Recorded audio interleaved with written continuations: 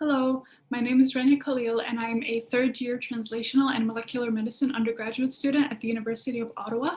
I worked in Dr. Francois Tremblay's lab at Briere Research Institute last summer and academic year for my undergraduate research opportunity program project. And I'll be presenting our recently published article about menthol application and its effects in modulating corticomotor and spinal excitability. So menthol is a cyclic terpene alcohol that is produced by the peppermint plant. It is commonly used in physiotherapy to provide local cooling and relief of superficial and deep musculoskeletal pain. It is understood that it does so by activating the cation channel, TRPM8, found on A delta fibers, which is also activated by cold temperatures. However, its neurophysiological mechanisms are still unclear. A previous study in Dr. Tremblay's lab demonstrated that local cooling with a gel pack elicited a lasting modulation in corticomotor excitability, and so we wanted to understand menthol's effects on corticomotor and spinal excitability as well. So we used the cortical and cutaneous silent periods to measure corticomotor and spinal excitability, respectively. The cutaneous silent period reflects spinal reflex inhibition and is considered a component of the protective reflexes.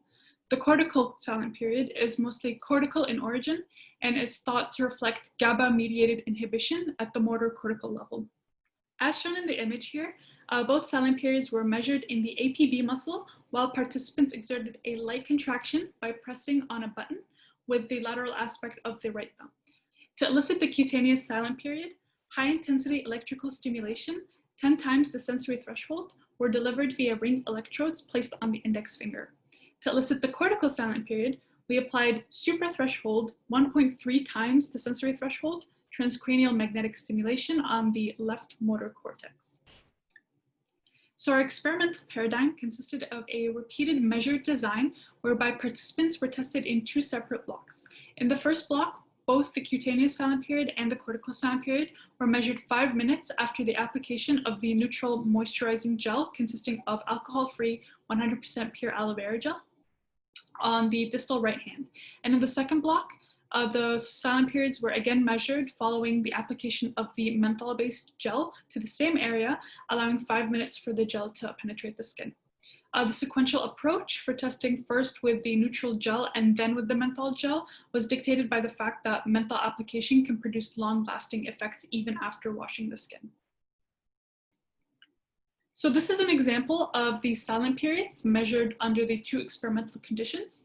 And to find the average, the trials were superimposed and the average duration of the silent periods was estimated as the time between the first significant sustained fall in the EMG activity and the return of the activity. Note that for convenience, for the cortical silent period, the onset is taken as the time of the motor evoked potential. Note the little difference between the conditions for the cutaneous silent period, while the cortical silent period is prolonged with menthol. And the participants were also asked to subjectively rate the cooling sensation of both the neutral and the menthol gel on a scale of 1 to 5, from neutral temperature all the way to very cold.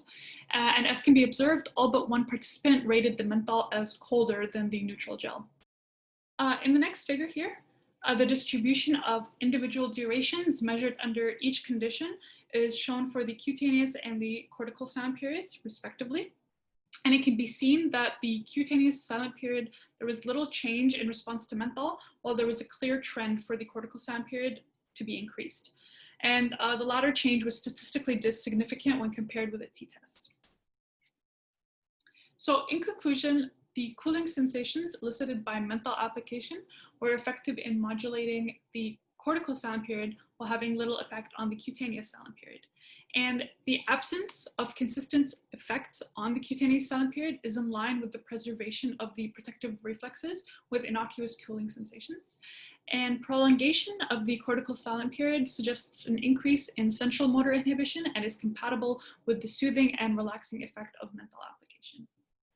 So I would like to thank Dr. Francois Tremblay for allowing me to work with him on this project, as well as Katarina Hosel for helping us with technical difficulties, as well as the actual trials. And I would also like to thank the Ottawa Center for Research Opportunities for allowing me to do this project under the supervision of Dr. Francois Tremblay. Thank you.